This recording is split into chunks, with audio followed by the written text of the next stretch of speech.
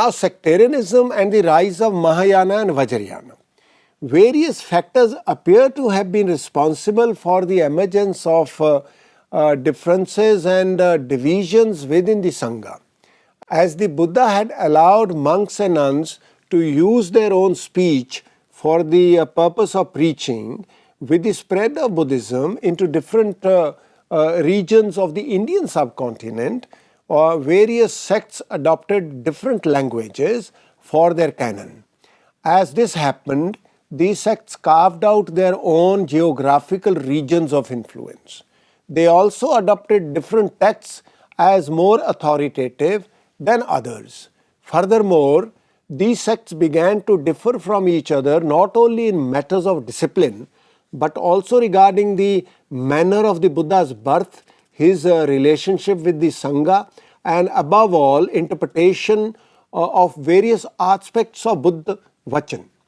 One does come across some examples of Buddhist intellectuals having a free go at each other.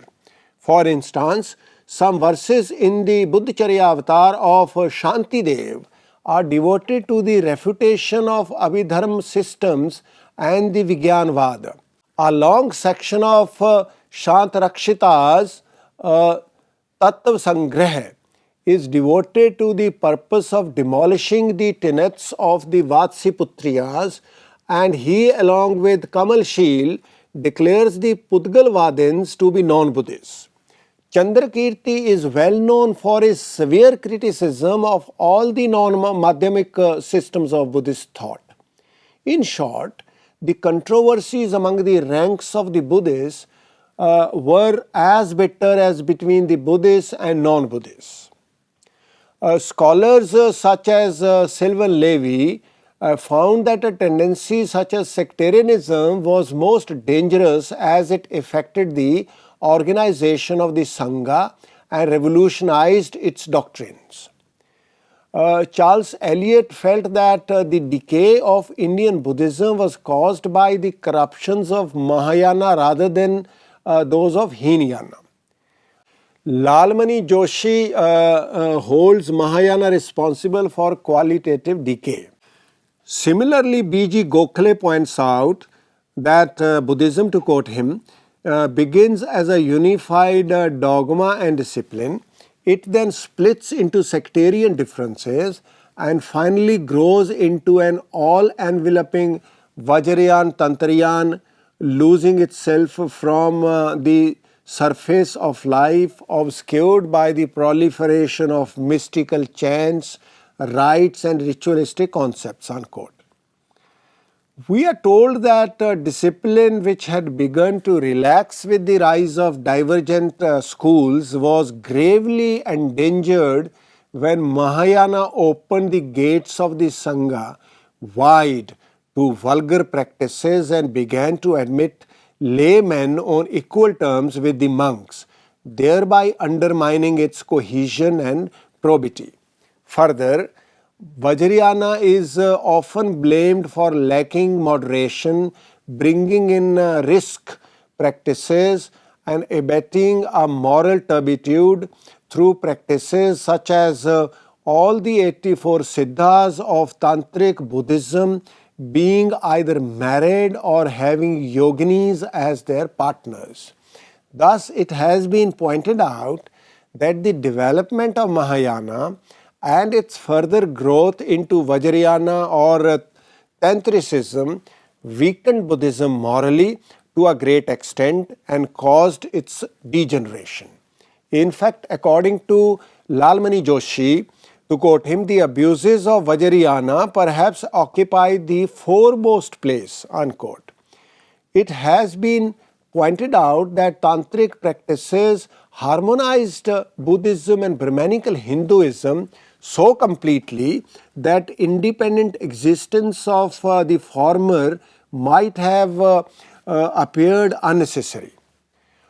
Though the Buddha himself had visualized schism as one of the 5 deadly sins, sectarian rivalry does not appear to have become bitter enough to cause internal damage to Buddhism as a monastic institution, and hence sectarian rivalry may not be viewed as indicative of internal languidness. Buddhist sectarianism was largely confined to interpretation of texts. Members of all schools who more or less accepted the validity of the basic Tripitaka, shared an almost identical code of conduct, and moved easily among each other's communities. Thus, as pointed out by P.S. Jaini, while dealing with a non-centralized movement such as Buddhism, the emergence of numerous sects should probably be seen as a sign of both intellectual and spiritual vigor.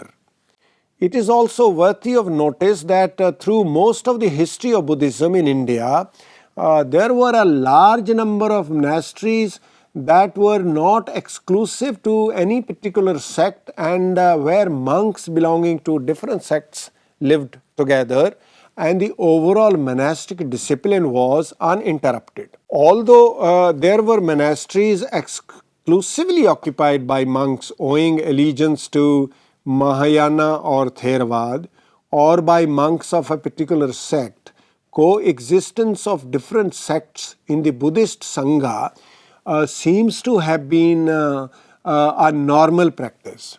In fact, in this context, it may be pointed out here that the divisiveness associated with the sectarianism was much more severe among the Jainas, but it did not lead to their decline.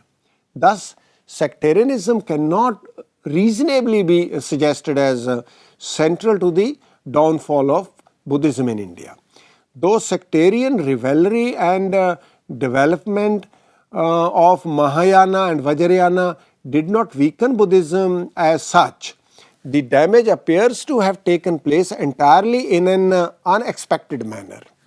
The development of Mahayana and Vajrayana exposed Buddhism to the subversive encroachments of Brahmanical Hinduism, as this virtually wiped out the fragile boundary that had ever existed between the two. There appears to be some justification when it is sometimes pointed out that Indian Buddhism was never able to emerge as a full-fledged religion vis-a-vis Brahmanical Hinduism, lack of proper identity being a major issue. This vulnerability was laid bare by the rise of Mahayana. With the deification of the Buddha and adoption of Sanskrit language as well as various Brahmanical Hindu deities, Buddhist identity became dangerously nebulous.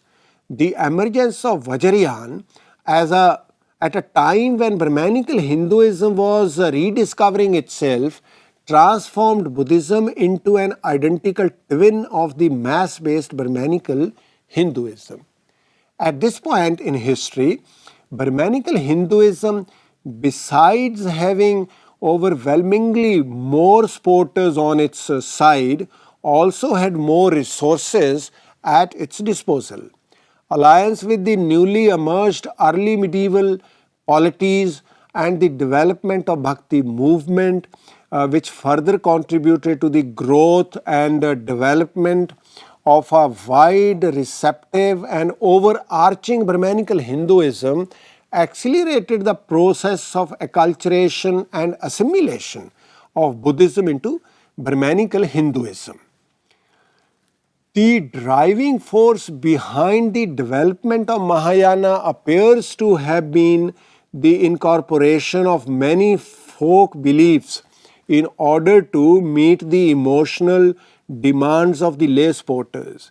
Buddhism did not offer any social code to its lay supporters, who were allowed to follow the traditional social rules later regularized by the Smritis. As a matter of fact, as pointed out just now, as far as the Indian lay supporters were concerned, Buddhism tended to remain a sect than a religion for them. In other words, the lay worshippers of Avalokiteshwar or Tara, the personal deities who bestowed favors like Vishnu or Shiva, were otherwise Brahmanical Hindus. Thus, as pointed out by N. Bhattacharya, the Buddhist worship of images of various gods and goddesses, insistence on faith and devotion, the use of Sanskrit in liturgical texts, the acceptance of the essentials of Buddhism by Brahmanical Hinduism, and the identification of the Buddha with Vishnu through the theory of incarnation provided enough grist to the process of assimilation and acculturation. As described in the 8th century Bodhicharya avatar of Shantidev, Mahayana's emphasis on image worship, bathing the image with scented water, vocal and instrumental music, offering of flowers, food and clothes, burning incense and swinging censers was practically the same as in Brahmanical Hindu image worship.